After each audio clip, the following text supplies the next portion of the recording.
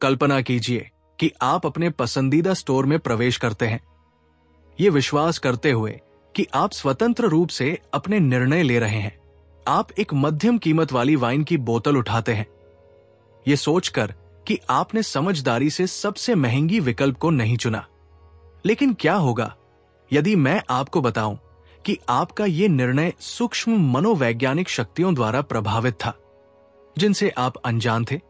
Richard shorten की पुस्तक the illusion of choice के इस विस्तृत विश्लेषण में आपका स्वागत है, जहां हम उन छिपे हुए पूर्वाग्रहों का पता लगाएंगे जो हमारे दैनिक निर्णयों को आकार देते हैं।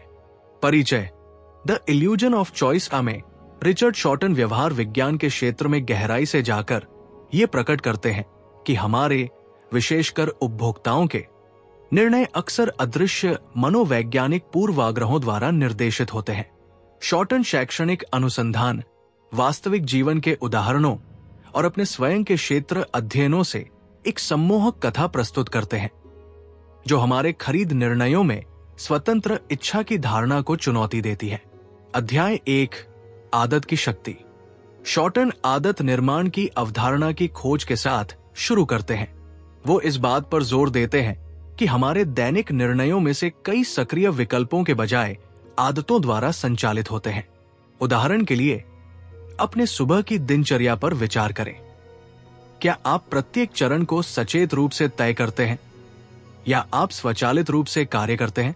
ये आदतन व्यवहार हमारे खरीद पैटर्न तक भी विस्तारित होता है, जहां परिचितता और दिनचर्या अक्सर हमारे विकल्पों को निर्धारित करती है। उदाहरण, उस टूथपेस्ट ब्रांड के बारे में सोचें जिसे आप खरीदते हैं। संभावना है आप उसी ब्रांड के साथ बने रहते हैं जिसे आपने हमेशा उपयोग किया है, न कि इसलिए कि ये श्रेष्ठ है, बल्कि इसलिए कि ये परिचित है। ये आदतन खरीदारी संज्ञानात्मक भार को कम करती है, जिससे निर्णय लेना अधिक कुशल हो जाता है। अध्याय 2, सरलता का सिद्धांत। लेखक इस विचार को प्रस्तुत करते हैं कि किसी कार्य को आसान बनाना उसके पूरा होने की संभावना को बढ़ाता है। विपणन में घर्षण को कम करना, कोई भी बाधा जो किसी कार्य को अधिक कठिन बनाती है, उपभोक्ता व्यवहार को महत्वपूर्ण रूप से प्रभावित कर सकता है। उदाहरण, ऑनलाइन खुदरा विक्रेता अक्सर एक क्लिक खरीदारी विकल्प प्रदान करते हैं।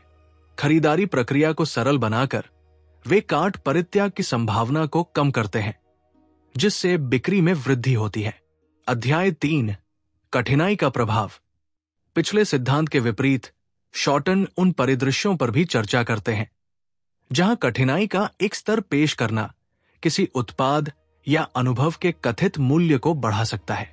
इसे आइकीय प्रभाव के रूप में जाना जाता है, जहां उपभोक्ता उन वस्तुओं को अधिक महत्व देते हैं जिनके असेंबलिंग में उन्होंने प्रयास किया है। उदाहरण, एक DIY फर्नीचर के टुकड़े पर विचार करें।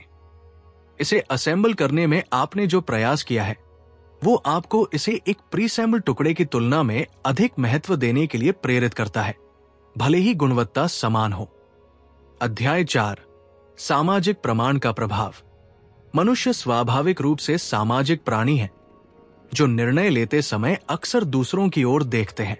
सामाजिक प्रमाण की अवधारणा बताती है कि लोग दूसरों की क्रियाओं के अनुरूप होंगे, ये मानते हुए कि वे क्रियाएं सही व्यवहार को दर्शाती है। उदाहरण, रेस्तरां अक्सर अपने मेनू पर लोकप्रिय विकल्प को हाईलाइट करते हैं। यह देखना कि एक डिश अन्य डिनरों के बीच पसंदीदा है, आपके इसे ऑर्डर करने के निर्णय को प्रभावित कर सकता है। अध्याय 5, प्राधिकरण पूर्वाग्रह। लोग माने हुए प्राधिकरणों के नेतृत्व का पालन करने की प्रवृत्ति रखते हैं। ये पूर्वाग्रह का मतलब है कि विशेषज्ञों या मशहूर हस्तियों से समर्थन उपभोक्ता विकल्पों को महत्वपूर्ण रूप से प्रभावित कर सकते हैं। उदाहरण, एक प्रसिद्ध त्वचा विशेषज्ञ द्वारा समर्थित एक स्किन केयर उत्पाद को उन अन्य उत्पादों की तुलना में अधिक भरोसेमंद और चुना जाने की संभावना है जिनके पास ऐसे समर्थन नहीं है। अध्याय 6, दुर्लभता का सिद्धांत। दुर्लभता की धारणा मांग को बढ़ा सकती है। जब किसी उत्पाद को सीमित या विशेष के रूप में देखा जाता है तो उसकी इच्छा बढ़ जाती है। उदाहरण, सीमित संस्करण के स्नीकर्स अक्सर जल्दी बिक जाते हैं, न केवल उनके डिजाइन के कारण बल्कि उनकी सीमित उपलब्धता के कारण जो उन्हें अधिक वांछनीय बनाती है। अध्याय 7, एंकरिंग प्रभाव। शॉर्टन बताते हैं कि प्रारंभिक जानकारी बाद के निर्णयों के लिए एक संदर्भ बिंदु के रूप में कार्य करती है। ये एंकरिंग प्रभाव हमारे निर्णयों और विकल्पों को भारी रूप से प्रभावित कर सकता है। उदाहरण, यदि एक लग्जरी कार की प्रारंभिक कीमत $50,000 है, लेकिन ये $35,000 में बिक्री पर है, तो बिक्री मूल्य एक शानदार सौदा लगता है, भले ही कार का वास्तविक मूल्य $40,000 के करीब हो। अध्याय 8, फ्रेमिंग प्रभाव। जानकारी प्रस्तुत करने का तरीका हमारी धारणाओं और निर्णयों को बदल सकता है।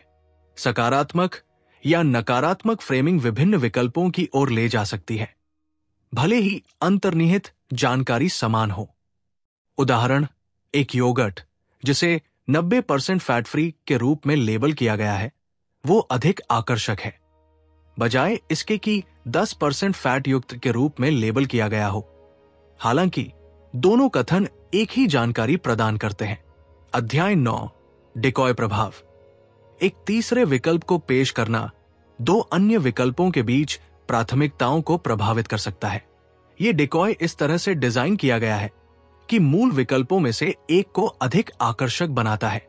उदाहरण, एक कॉफी शॉप एक छोटी कॉफी $3 में, एक मध्यम $5 में और एक बड़ी $5.50 में पेश करती है।